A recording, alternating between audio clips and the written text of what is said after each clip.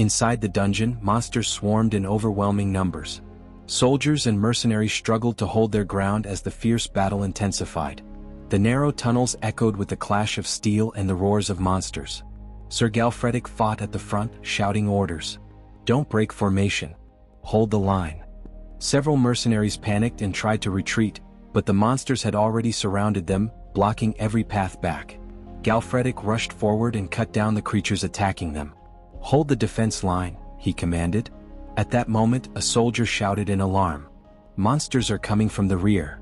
Before panic could spread, Eugene stepped forward. "I'll handle it." Without waiting for anyone's response, he rushed down the rear tunnel alone. The others continued fighting, but after some time, something unexpected happened. Eugene's mask suddenly came flying out of the tunnel. Galfredic's eyes widened. Did something happen to him? He immediately ran toward the tunnel. But when he arrived, he stopped in shock. Eugene stood there calmly, holding a glowing piece of glowgrass in his hand. The ground around him was covered with the corpses of monsters. He had killed every single one. After the battle, the group took a short rest. The soldiers wiped the blood from their weapons while the mercenaries gathered the monster corpses and searched them for valuable materials. Someone approached Eugene and handed him the mana crystals they had collected. There were only a few of them.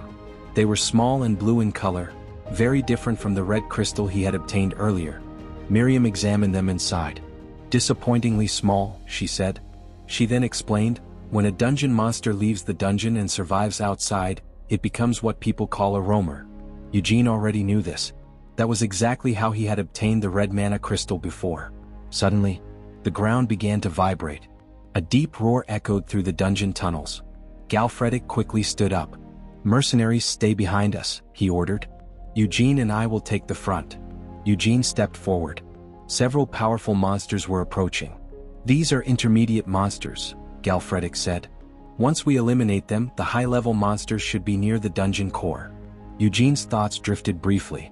After consuming the red mana crystal from the roamer in the swamp, he had gained a very useful ability. He wondered, if I consume another one like that, will I gain a different ability? He focused his senses. "I hear at least 50 footsteps," Eugene said calmly. "They're about 100 meters away, and there are 3 heavier ones at the back." Galfredic smiled, impressed. He handed Eugene a spear. "Would you like to throw this yourself?" Eugene took the spear without hesitation. With immense strength, he hurled it forward.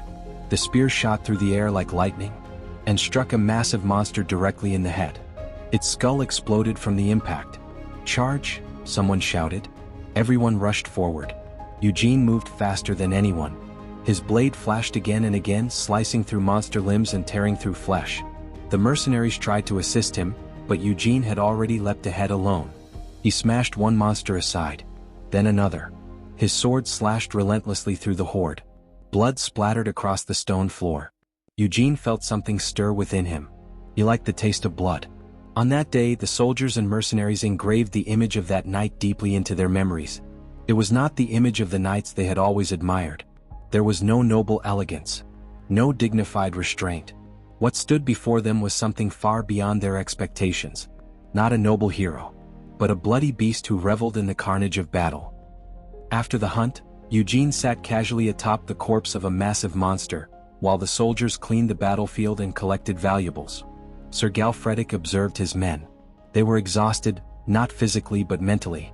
What they had witnessed was beyond anything they expected. Realizing this, he approached Eugene. "We've reached our target," he said respectfully. "We should withdraw." Eugene replied calmly, "I'm not tired. Turning back now would be a waste. You can return if you want." Hearing this, Galfredic turned and shouted, "We move together. Advance." But Eugene stepped down from the corpse and stopped him. "Take your soldiers and leave," he said. "From here on, only I and my mercenaries will proceed." Galfredic paused. He realized Eugene had noticed the soldiers' condition and was choosing to protect them in his own way. Behind that cold exterior, he truly cares, Galfredic thought. With that, only Eugene, Pardik, and Rabin ventured deeper into the dungeon. As they moved forward, Rabin suddenly crushed something underfoot. A spider. Then more. A swarm of massive cave-bred spiders emerged from the shadows, their venom strong enough to melt flesh and even metal.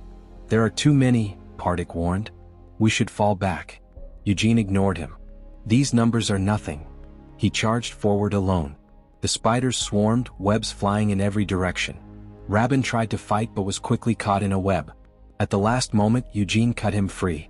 Without hesitation, Eugene slaughtered the entire swarm by himself. But Pardik's expression darkened. "This isn't right," he muttered. Among monsters there were ranks, and higher variants were extremely rare. Yet the presence here suggested something far worse. Then it appeared. A massive, grotesque spider emerged from the depths. The Spider Lord. Its body was enormous, its mouth twisted, its tongue hanging out grotesquely. Pardik's voice trembled. "We can't handle this. We need to retreat and regroup with Sir Galfredic." Eugene didn't even look at him. "Withdraw," he said coldly. "I'll handle this myself." Pardik and Rabin froze. An overwhelming pressure filled the air. Their bodies moved on instinct alone. They turned and fled without question. Behind them, Miriam let out a small laugh. "Looks like their instincts gave up," she said. "They know the difference in strength." Eugene didn't respond. He stared at the Spider Lord. "That lord, is it just a roamer?" he asked.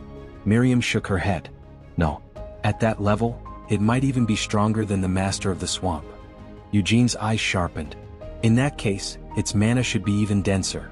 A faint smile appeared. "Worth it." He stepped forward.